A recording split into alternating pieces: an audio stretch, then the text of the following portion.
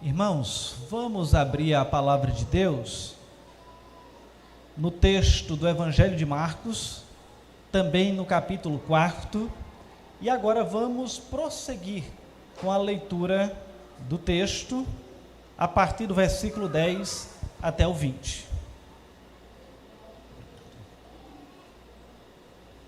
Marcos capítulo 10,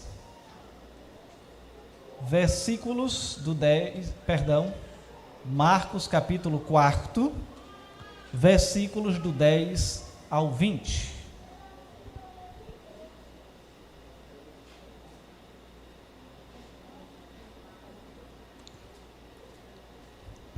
Não tem necessidade de eu repetir, a equipe de mídia está eficiente, já projetou a referência.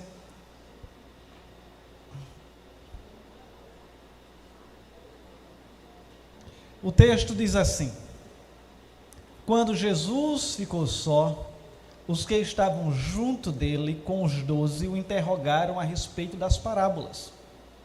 Ele lhes respondeu: a vós outros vos é dado conhecer o mistério do reino de Deus, mas aos de fora tudo se ensina por meio de parábolas, para que vendo vejam e não percebam, e ouvindo ouçam e não entendam, para que não venham a converter-se e haja perdão para eles. Então lhes perguntou: não entendeis esta parábola? E como compreendereis todas as parábolas? O semeador semeia a palavra. São estes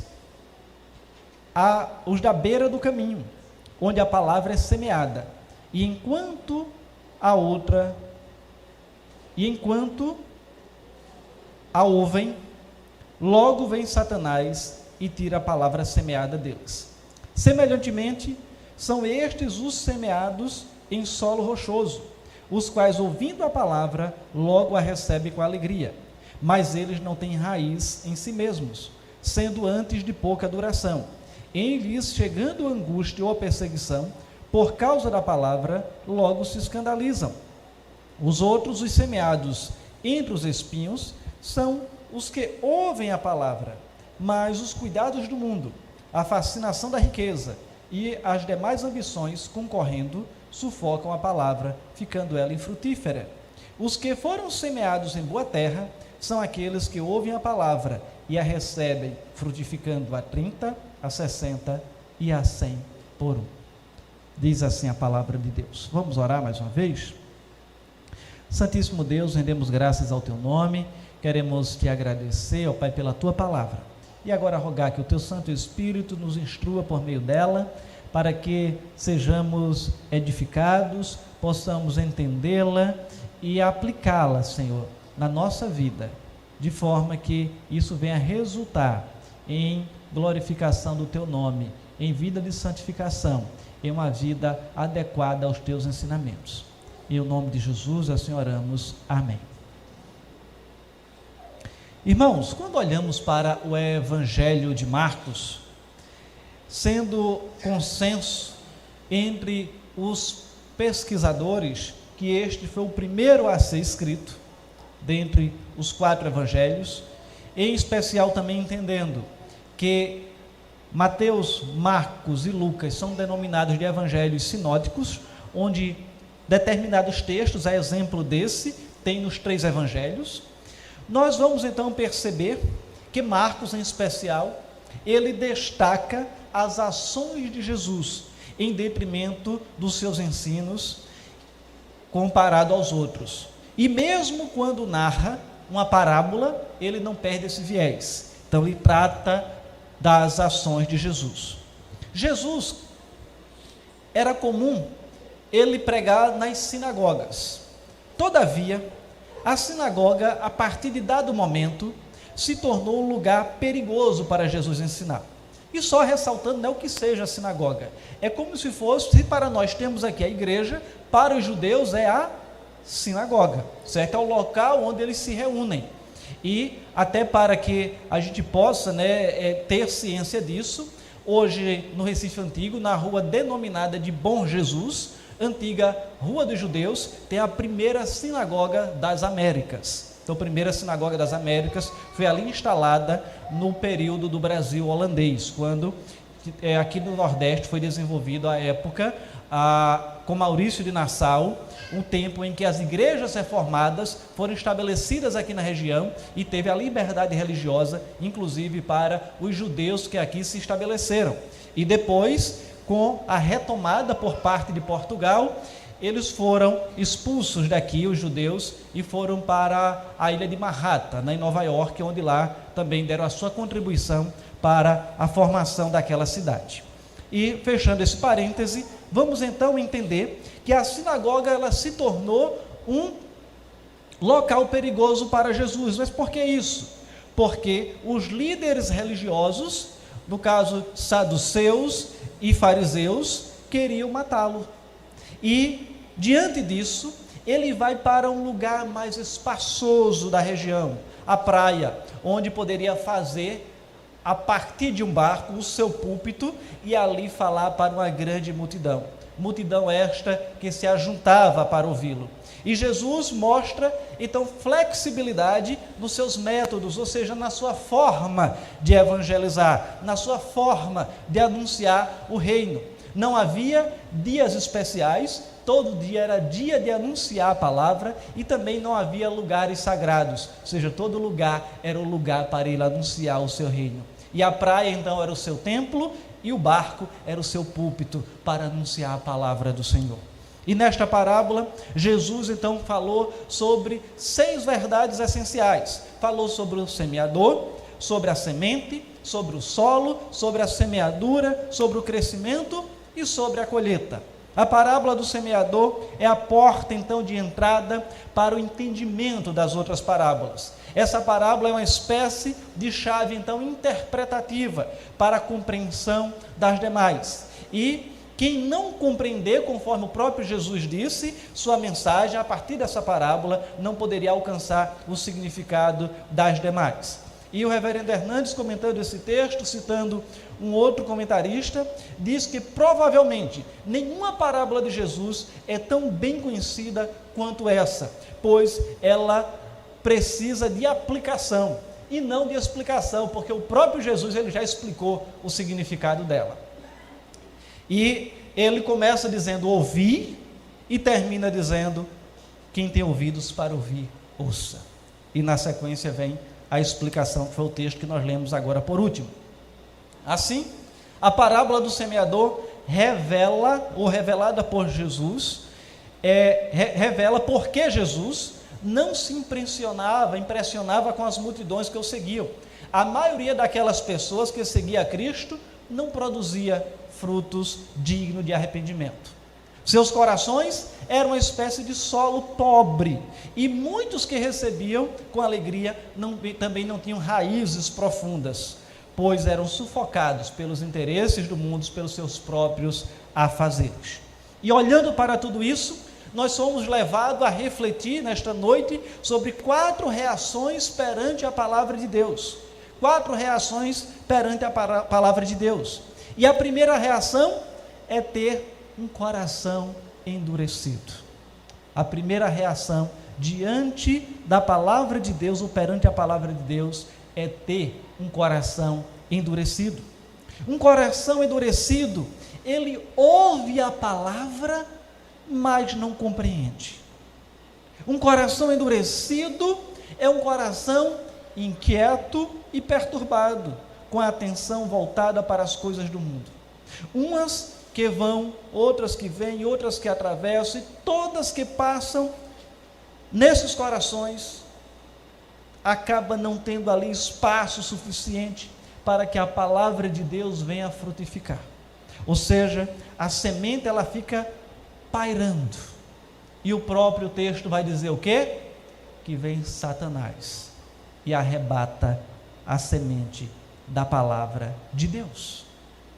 Este é o ouvinte indiferente, onde a rotina da vida tornou ele insensível à palavra de Deus. Essa pessoa se conforma com o seu dia a dia de uma vida espiritual medíocre, que vive e vai vivendo a vida, sem ter aberto espaço na sua alma para a semente da verdade. E alguém já disse que para muitos homens, o mais sério de todos os problemas é não perceber que ele tem um problema. O mais sério de todos os problemas é perceber que ele não tem um problema. Estão satisfeitos consigo mesmos, agarrados nos hábitos, escravos da rotina, talvez até maus hábitos, hábitos escravizadores, muitas vezes apegado ao seu orgulho, às suas crenças, ou até mesmo da ausência de crenças, consumidos no prazer ou pelo prazer, e não passam a ter espaço para que a palavra de Deus ela passe a ter profundidade na sua vida. Um coração endurecido, falta-lhe então a compreensão, o entendimento espiritual. Ele escuta o sermão, mas não presta atenção. A palavra ela já não produz nenhum efeito nele.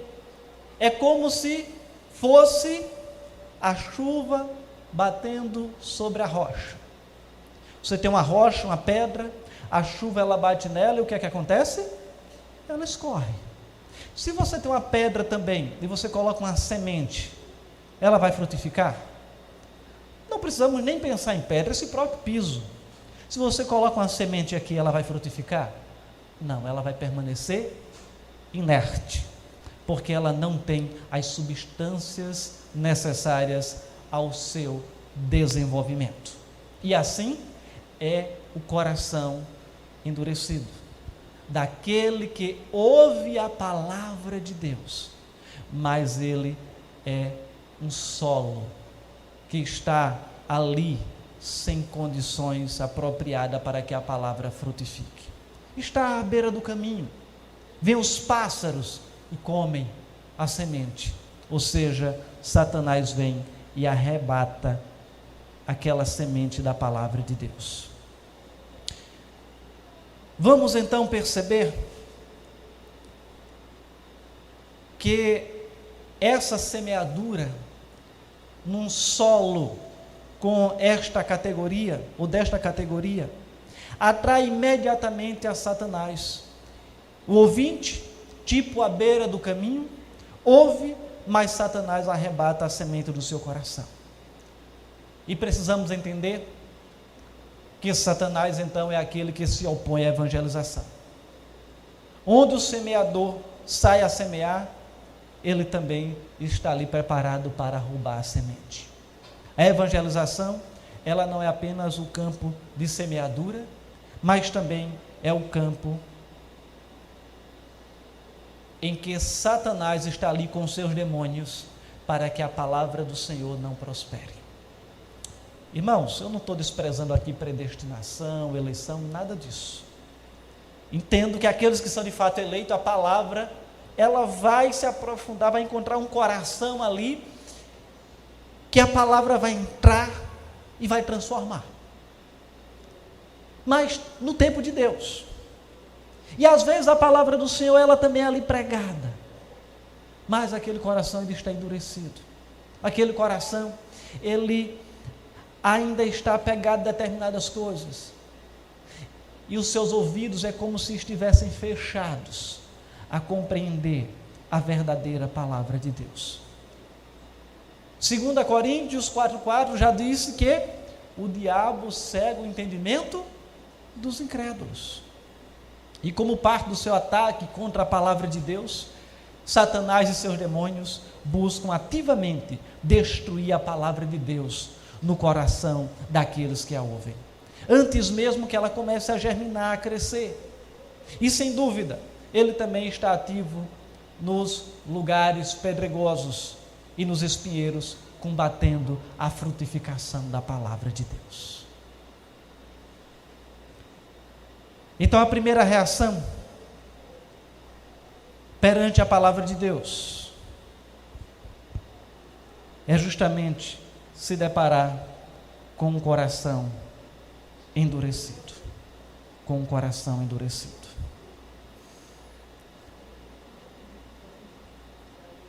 E assim que meu texto abrir novamente, eu prossigo.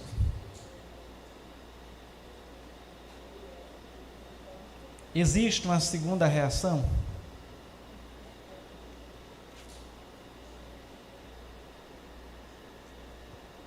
Perante a palavra de Deus.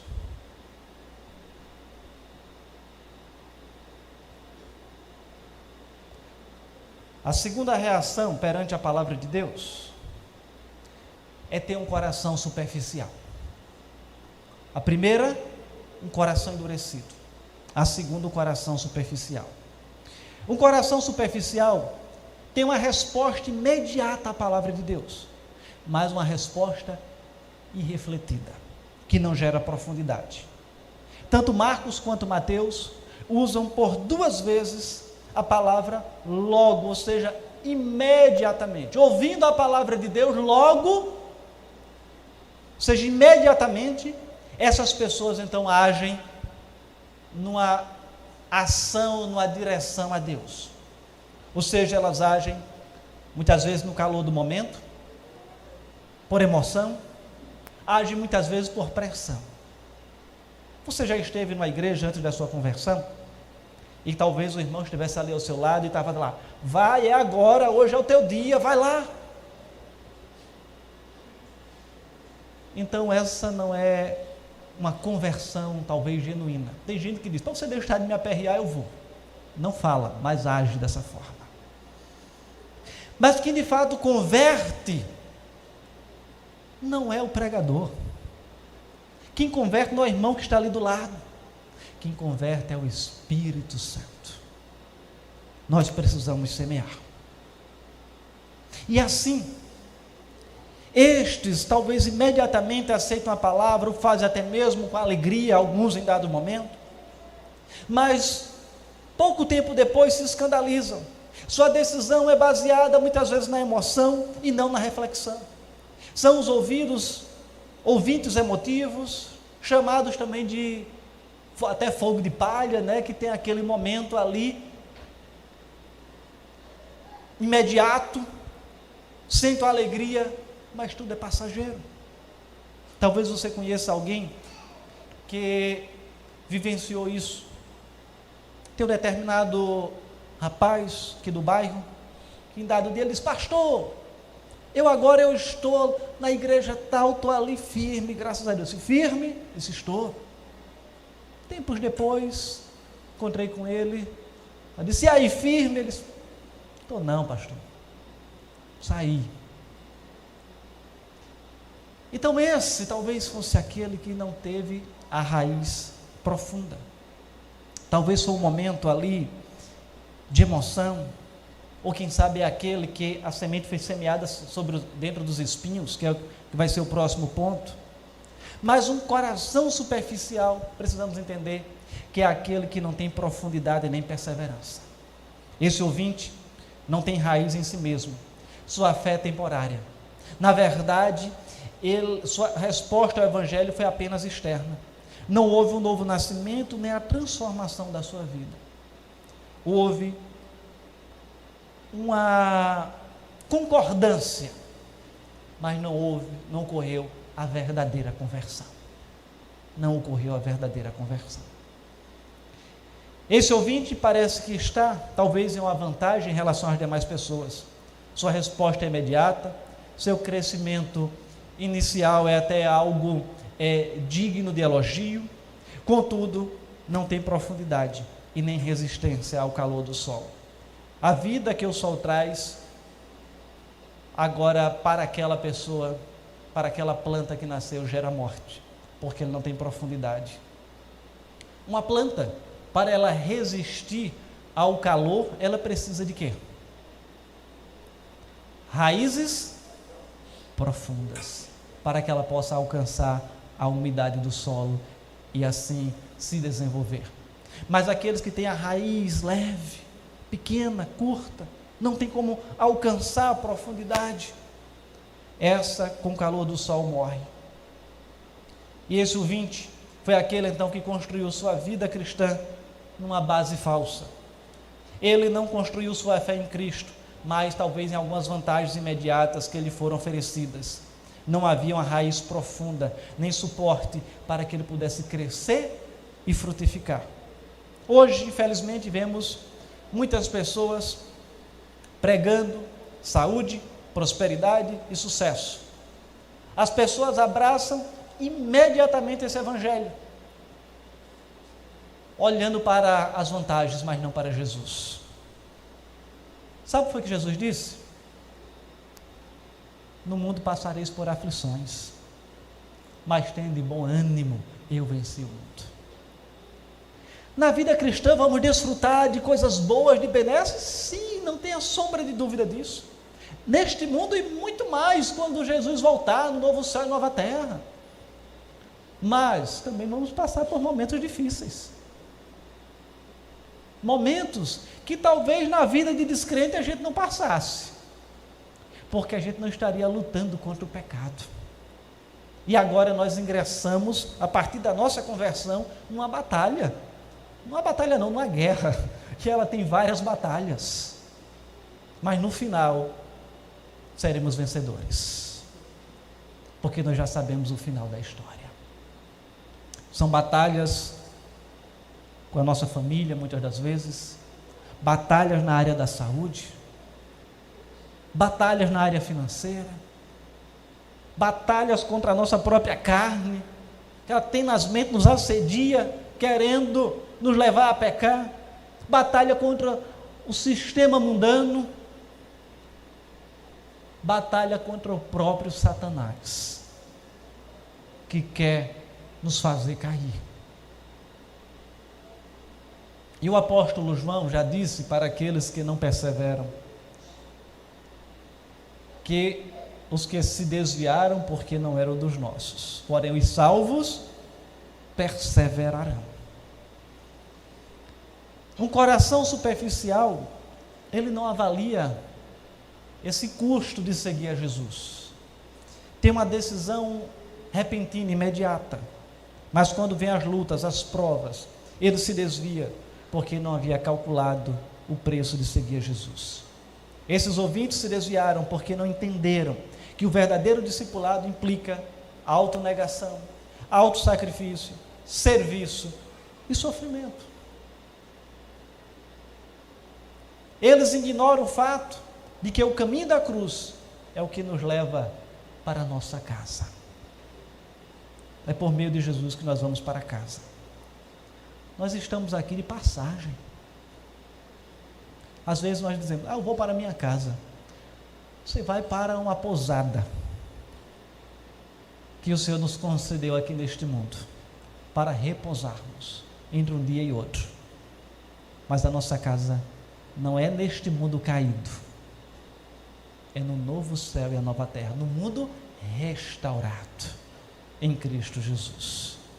Lembra do sermão que a gente estava ali, nós os crentes, a própria natureza, no anseio da restauração de todas as coisas? Então é esse mundo que nos espera, e nós precisamos manter esta expectativa.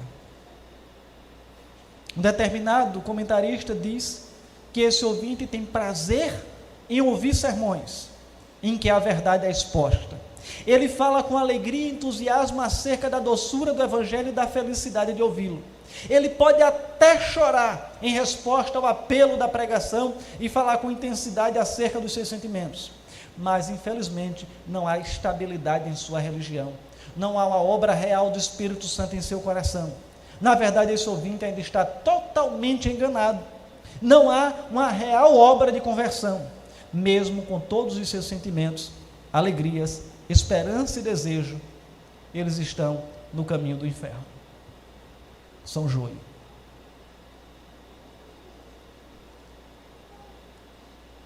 Está aqui na igreja,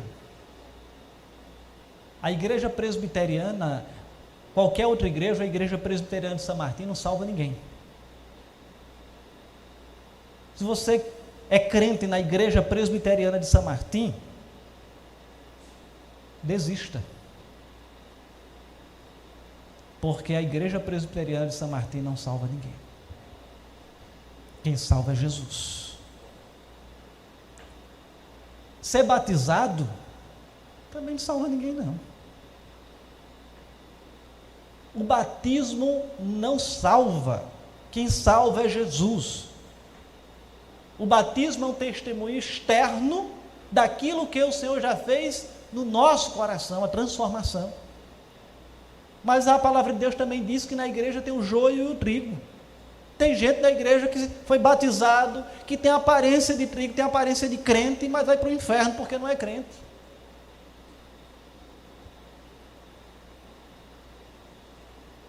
Então nós precisamos entender essa verdade e frutificar, que vai ser o último ponto desse sermão, mas eu já estou adiantando.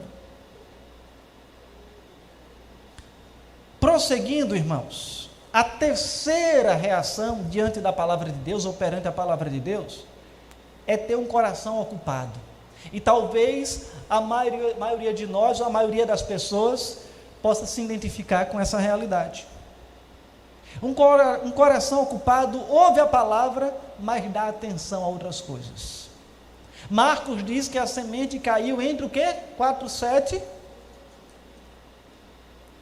Outra parte caiu entre os espinhos, e os espinhos cresceram e a sufocaram, e não deu fruto.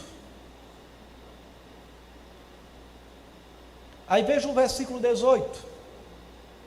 Os outros, os semeados entre os espinhos, são os que ouvem a palavra, mas os cuidados do mundo, a fascinação da riqueza e as demais ambições, concorrendo, sufocam a palavra, ficando infrutífera.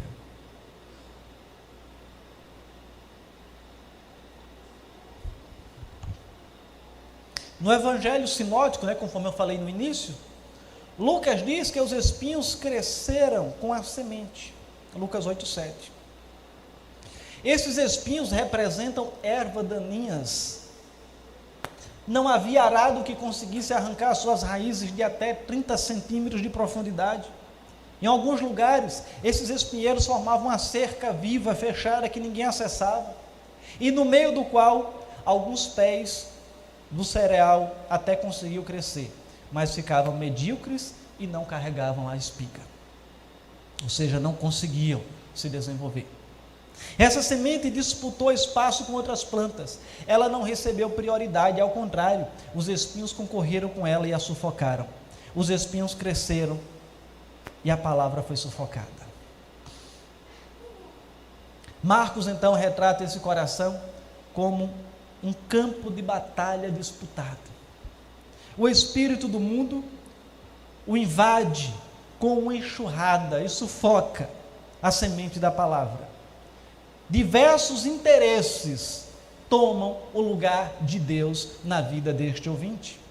É a pessoa que não tem tempo para Deus.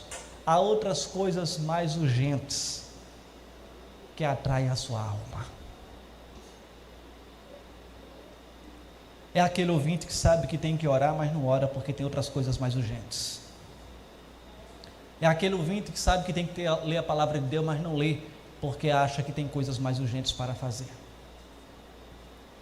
É aquele ouvinte que sabe que tem que congregar, mas coloca outras coisas que não são tão importantes assim no lugar de estar aqui na igreja congregando.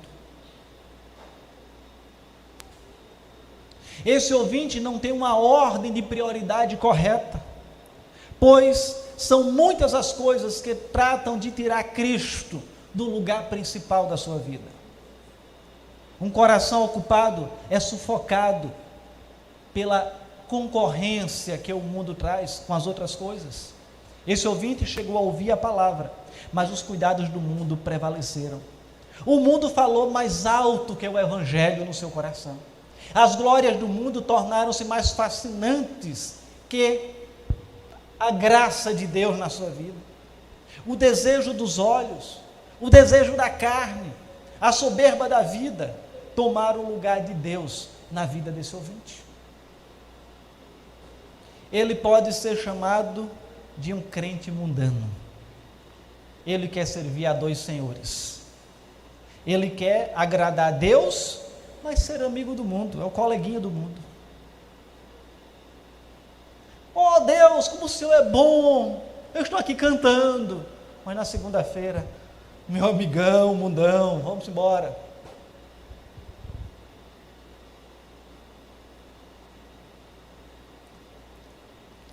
Alguém já disse, um comentarista também, ele quer atravessar o oceano da vida com um pé na canoa do mundo e outro dentro da igreja.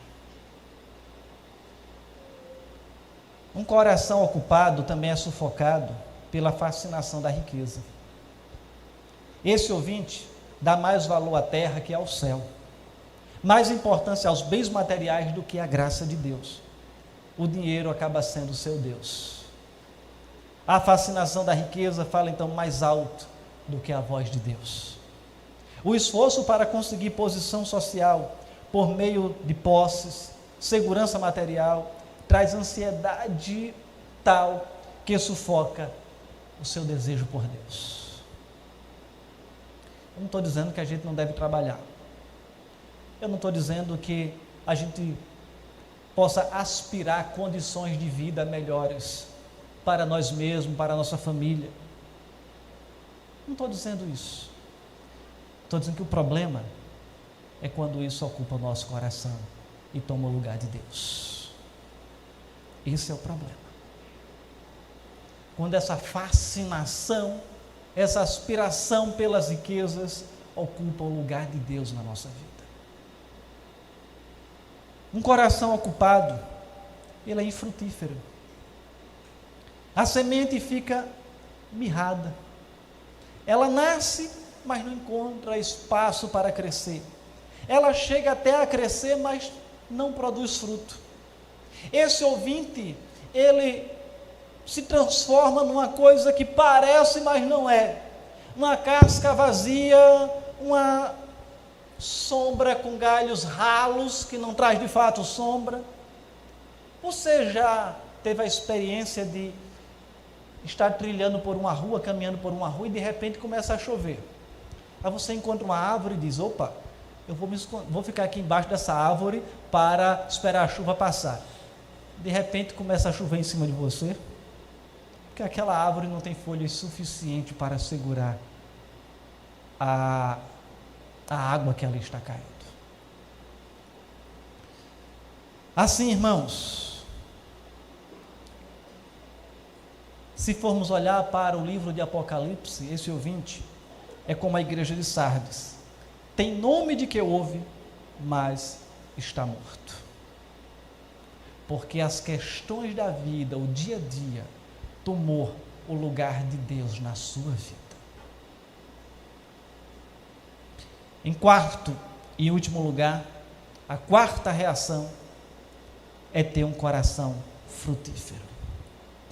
O versículo 8º fala da última semente, que diz assim: outra, enfim, caiu em boa terra e deu fruto, que vingou e cresceu, produzindo a 30, a 60 e a 100 por um.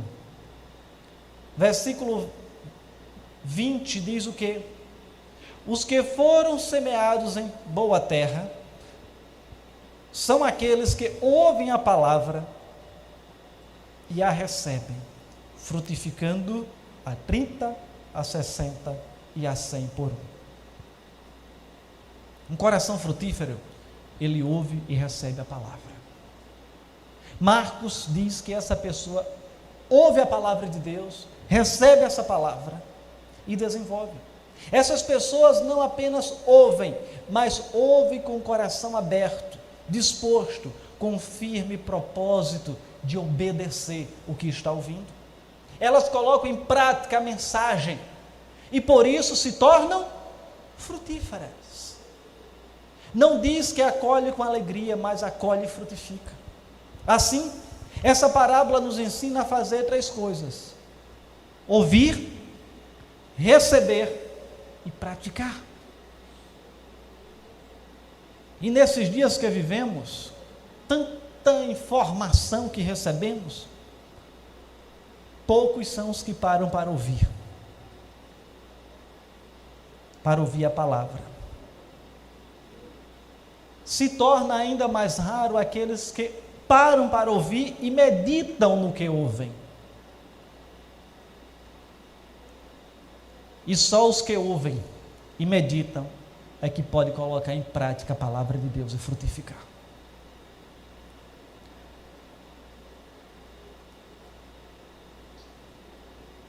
Essas pessoas são aquelas, esses ouvintes são aqueles que verdadeiramente se arrependem do pecado, depositam sua confiança em Cristo, nascem de novo e vivem em santificação e honra a Deus.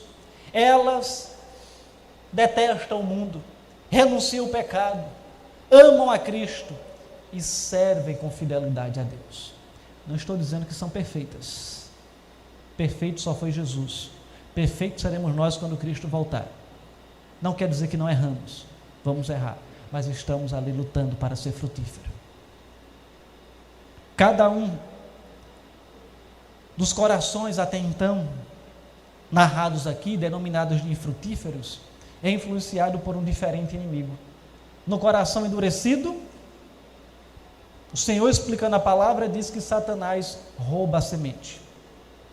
No coração superficial, os enganos da carne, por meio do falso sentimento religioso, impedem a semente de crescer.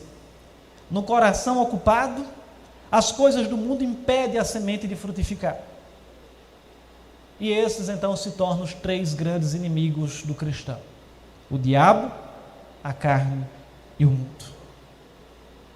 O diabo, a carne e o mundo. Um coração frutífero, ele produz um fruto que brota e cresce. O que distingue esse campo dos demais é que nele a semente não apenas nasce e cresce, mas o fruto também se desenvolve. Lucas diz que ele frutifica com perseverança. Jesus está descrevendo aqui o verdadeiro crente, porque fruto é resultado de uma vida transformada e é uma evidência da salvação. Os outros três tipos de corações não produziram o fruto adequado, ou seja, eles não nasceram de novo. A marca do verdadeiro cristão é que ele é uma árvore que produz frutos. Está sem fruto, Jesus mesmo disse que essa árvore precisa ser cortada e lançada ao fogo.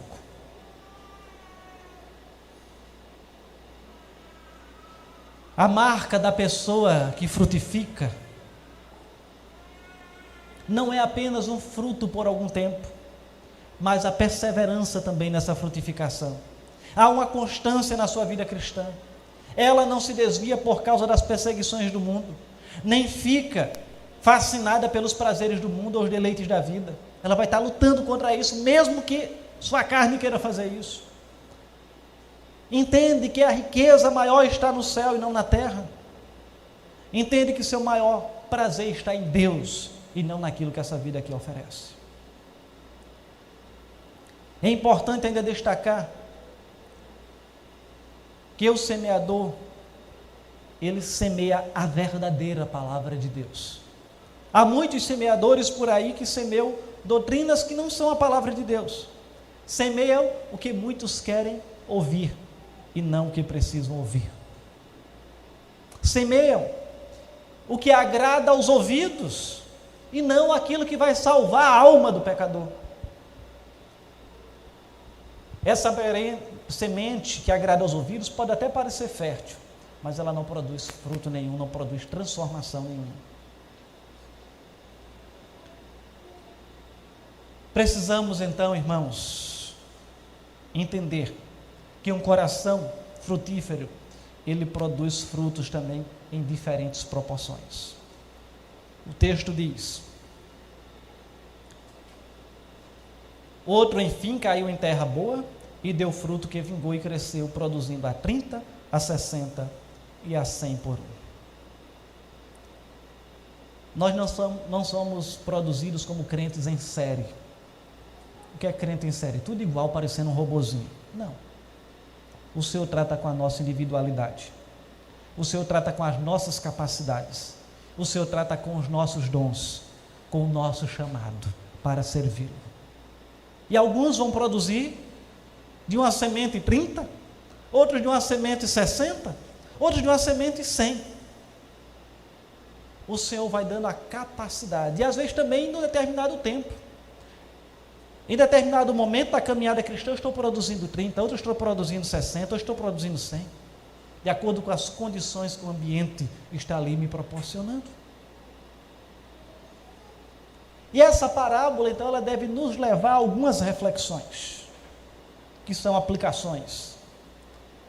A primeira, na semeadura, não devemos subestimar que existem forças opositoras. Jesus começou dizendo que precisamos ouvir e terminou dizendo que quem tem ouvidos ouça. O diabo, o mundo e a carne se armam para impedir a conversão dos pecadores e também a perseverança deles na fé. Precisamos lutar contra esses inimigos da alma, contra esses inimigos do cristão. Segundo, não devemos superestimar as respostas imediatas. As aparências enganam. Nem toda pessoa que diz Senhor, Senhor, entrará no reino dos céus. Muitas pessoas vão aderir à fé cristã, mas sem uma verdadeira conversão. Uma terceira aplicação: não devemos subestimar o poder da palavra.